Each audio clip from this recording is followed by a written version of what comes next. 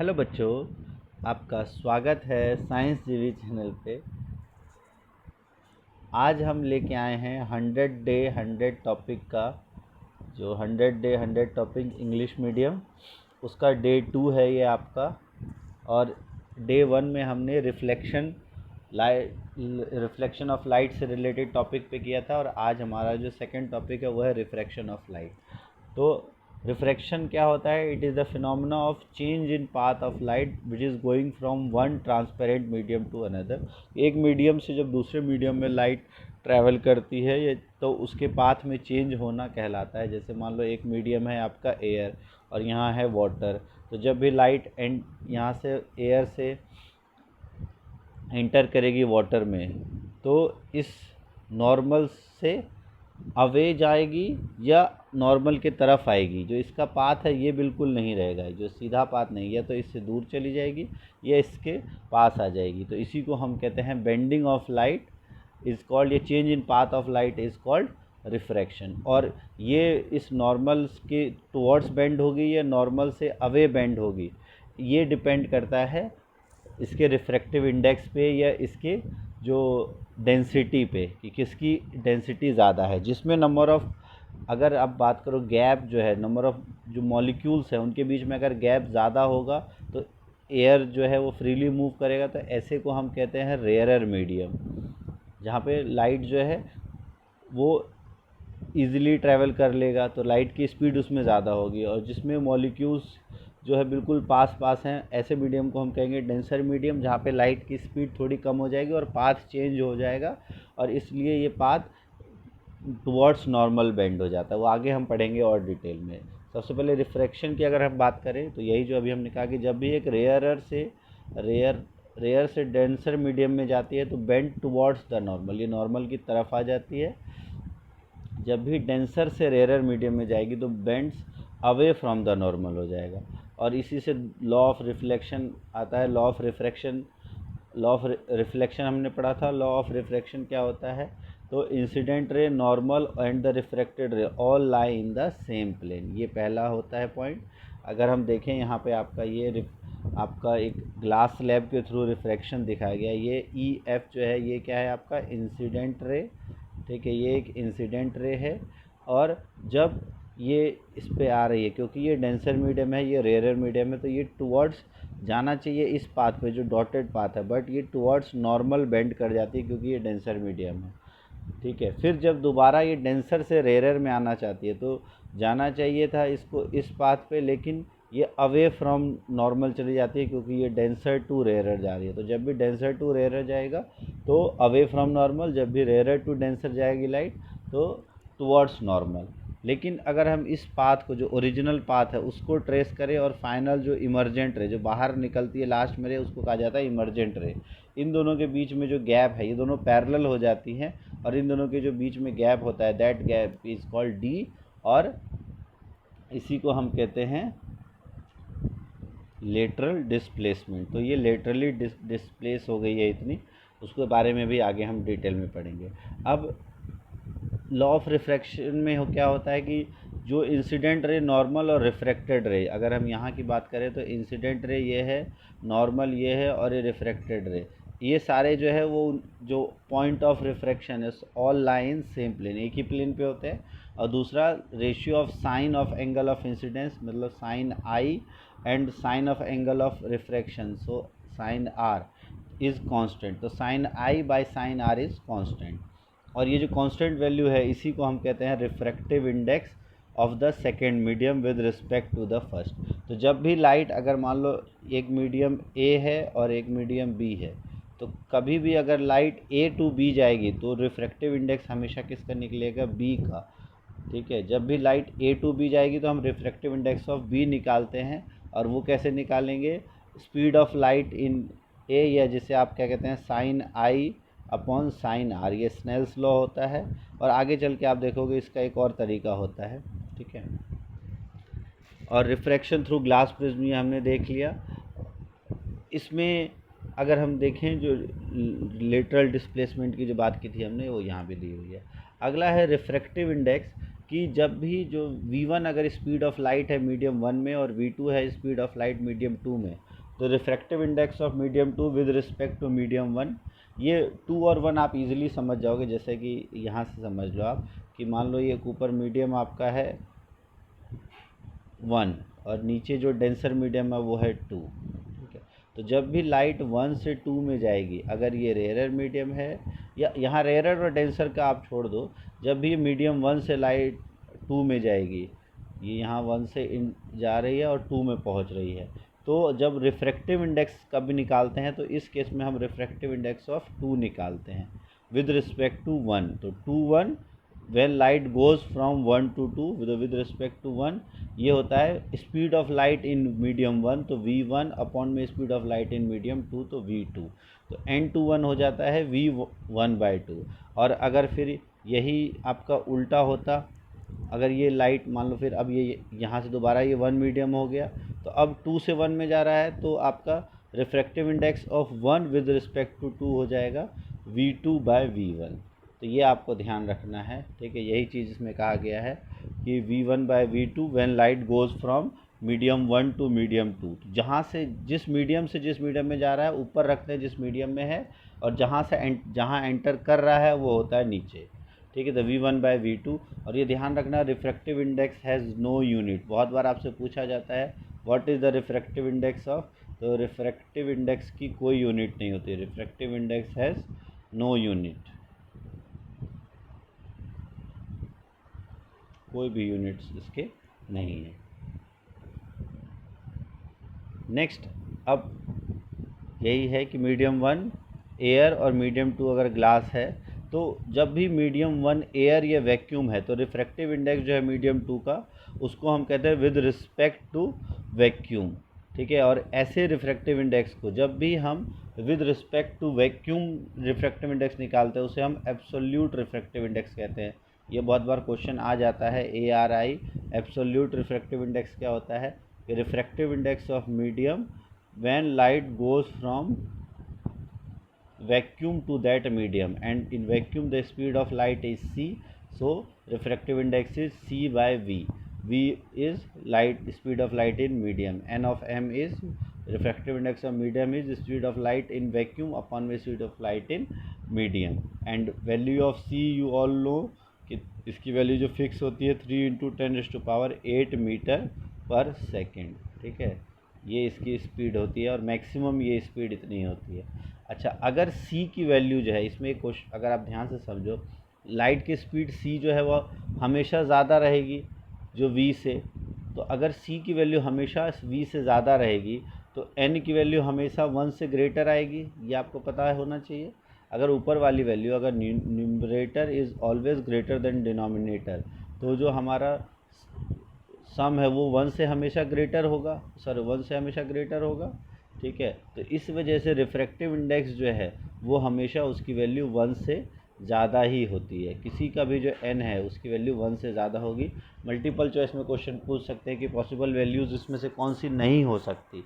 मान लो आपको 4 ऑप्शन दे दिया, ए है आपको मान लो 1.33, बी आपको दे दिया 2.1, सी आपको दे दिया 0.95 और डी आपको दे दिया 1.2। आपसे पूछ लिया कि कौन सी वैल्यू ऐसी है जो किसी भी मीडियम का रिफ्रैक्टिव इंडेक्स पॉसिबल नहीं है, तो उसका सही आंसर हो जाएगा 0.95, ठीक है। किसी भी मीडियम का रिफ्रैक्टिव इंडेक्स जो एब्सोल्यूट रिफ्रैक्टिव इंडेक्स ARI वो 0.95 नहीं हो सकता, बिकॉज 0.95 जो है वो तब होगा जब वेलोसिटी जो है लाइट की उस मीडियम में c से ज़्यादा होगी और मैक्सिमम स्पीड c की होती है। तो इस तरह के क्वेश्चंस आते हैं आपके एग्ज़ाम में, इसलिए आपको ध्यान रखना है। तो n of m is speed of light in air, and speed of light in air approximately c के बराबर होता है, इसलिए हम उसको c ही रख लेते हैं, and speed of light in medium तो c/v। अब ऑप्टिकल डेंसिटी, जो अभी हम रेयर और डेंसर मीडियम की बात कर रहे थे, तो the ability of a medium to refract light is also expressed in terms of it optical density. Optical density is not the same as mass density. इसकी डेफिनेट कोनोटेशंस होती है, जैसे रेयरर और डेंसर दो ही होता है। अगर ऑप्टिकल डेंसिटी में अगर उनके बीच स्पीड ऑफ लाइट ज़्यादा है, इसका मतलब वो रेयरर है। और लाइट की स्पीड ज़्यादा क्यों होगी? क्योंकि उनके बीच के मॉलिक्यूल्स के बीच में गैप काफ़ी ज़्यादा होगा। और डेंसर इसका अपोजिट होता है, अभी हमने पढ़ा।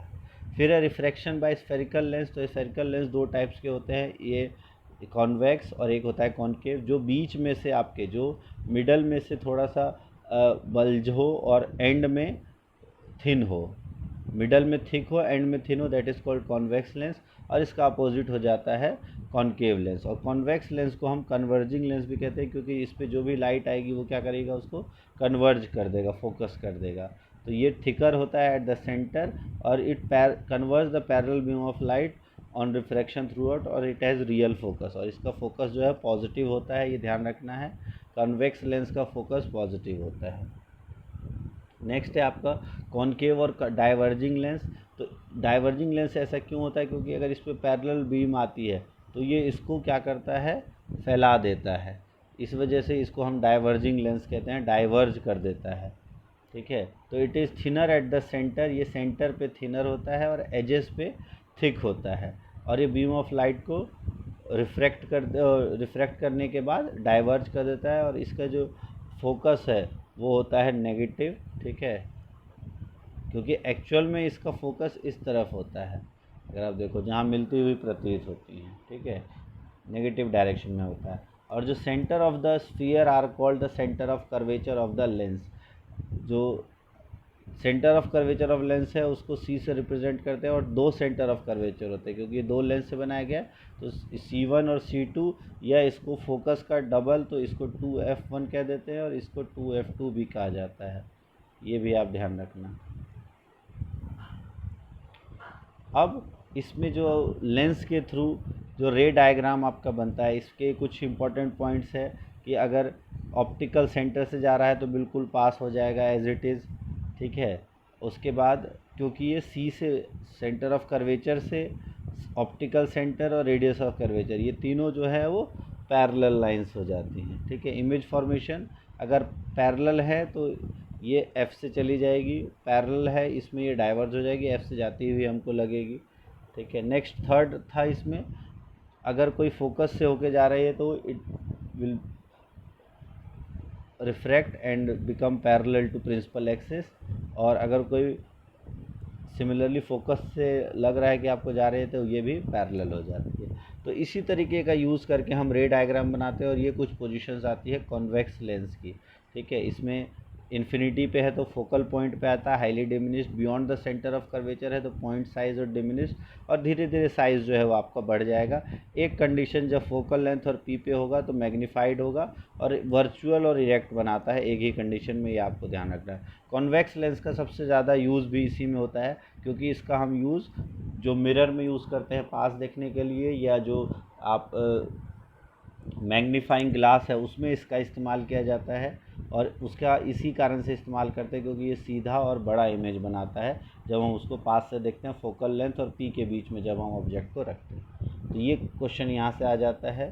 तो ये वाला रे डायग्राम होता है कि जब भी फोकल लेंथ और ओ के बीच में या पी के बीच में हो तब आपका ये सेम साइज़ बड़ा और इस तरह से दिखाई देता है। ठीक है, सीधा दिखाई देता है, इसीलिए इसका इस्तेमाल करते हैं। कॉनकेव लेंस की अगर देखें तो इसमें वर्चुअल इरेक्ट, दोनों में वर्चुअल इरेक्ट ही बनाता है, और डिमिनिश साइज़, छोटे साइज़ का इमेज बनाता है। लेंस फार्मूला जिस तरह से मिरर फार्मूला हमने किया था उसी तरह से लेंस फार्मूला याद रखने में कोई दिक्कत नहीं है। देखो 1/v 1/u और 1/f, ये तो आपको पता ही था। ठीक है, अब प्लस माइनस याद रखना है। लेंस से आप याद रख लो L से होता है लॉस का मतलब नेगेटिव। ठीक है, या मिरर अगर आपको याद हो गया है तो उसका उल्टा हो जाता है। और इसमें भी जो आपका मैग्नीफिकेशन है उसका फॉर्मूला हो जाएगा v/u, क्योंकि यहाँ नेगेटिव है तो यहाँ प्लस v/u हो जाएगा। तो ये बस ये ध्यान रखना। ठीक है, यहाँ से आप क्वेश्चन कर सकते हो, बस यही दो फॉर्मूले का यूज़ होता है। फिर है पावर ऑफ लेंस। तो पावर ऑफ, अच्छा जो मैग्नीफिकेशन है वो hi/h तो होता ही है, ये ध्यान रखना। ये है v और u के केस में, अगर आपको hi/h नहीं दिया है तो v और u के केस में आप निकाल सकते हो। फिर है पावर ऑफ लेंस। पावर होता है 1/f, और SI यूनिट होती है पावर की डायोप्टर। और अगर आपसे पूछा पावर किस पे डिपेंड करती है तो पावर डिपेंड्स ऑन फोकस। जो 1/f होता है तो पावर जो है वो किस पे डिपेंड करता है? फोकस पे। जितना फोकस ज़्यादा होगा पावर उतनी ही कम होगी। ठीक है। और इसको डिनोट करते हैं हम डायोप्टर से, ठीक है। डायोप्टर से कॉन्वेक्स लेंस की पावर जो है वो पॉजिटिव होती है, कॉन्केव लेंस की पावर जो है वो नेगेटिव होती है। जिसका फोकस पॉजिटिव उसकी पावर पॉजिटिव, जिसका फोकस नेगेटिव उसकी पावर भी नेगेटिव होती है। और अगर मल्टीपल लेंस है, अगर मान लो दो लेंस है, एक L1 है और एक L2 है, दोनों का फोकल लेंथ अलग अलग दिया है, अगर पावर आपको बताना, मान लो इसका फोकल लेंथ आपको 40 सेंटीमीटर गिवन है, ठीक है, प्लस 40 सेंटीमीटर, इसका फोकल लेंथ मान लो आपको गिवन है प्लस 50 सेंटीमीटर, और आपको पूछा जाए दोनों की कंबाइंड पावर क्या होगी, तो पावर अगर आप P1 की निकालोगे तो 1/40 होगी, P2 की निकालोगे तो 1/50 होगी, और क्योंकि ये सेंटीमीटर है तो ऊपर 100 से मल्टीप्लाई कर देना, यहाँ भी 100 से मल्टीप्लाई कर दोगे तो इसकी पावर जो है वो कितनी आ जाएगी, देखो 0 से 0 कट गया तो 2.5, ठीक है। इसकी पावर जो है वो कितनी हो जाएगी 2, तो ये हो गया आपका प्लस, अच्छा प्लस और माइनस है, यहाँ प्लस है तो ये भी प्लस, और ये प्लस 2.5 डायोप्टर और प्लस 2 डायोप्टर, और इन दोनों लेंस को अगर जोड़ देंगे तो जब भी किन्हीं दो लेंस को जोड़ा जाता है तो उनके पावर्स जो हैं वो आपस में ऐड हो जाते हैं।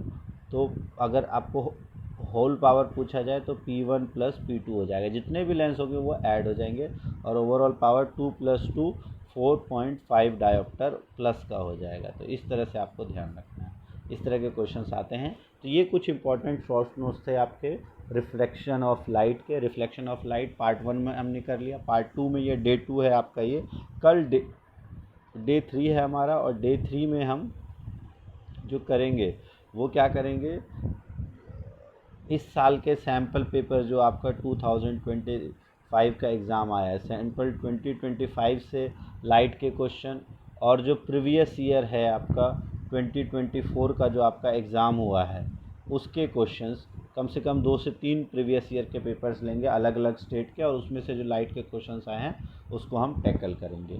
तो फिलहाल आज तक के लिए आप नोट्स बना लो, कल फिर हम इस वीडियो को लेके आएंगे, और इस सीरीज़ को कंटिन्यू रखने के लिए आप हौसला बढ़ाओ, इसको लाइक करो, सब्सक्राइब करो चैनल को, और वीडियो पे कमेंट ज़रूर करना, लाइक ज़रूर करना। हम टारगेट रखते हैं कम से कम 100 लाइक का, कि जल्दी से जल्दी 100 लाइक हो जाए इस पर, और फिर फटाफट हम डे 3 की वीडियोस लेके आ जाएंगे। Thanks for watching science JB।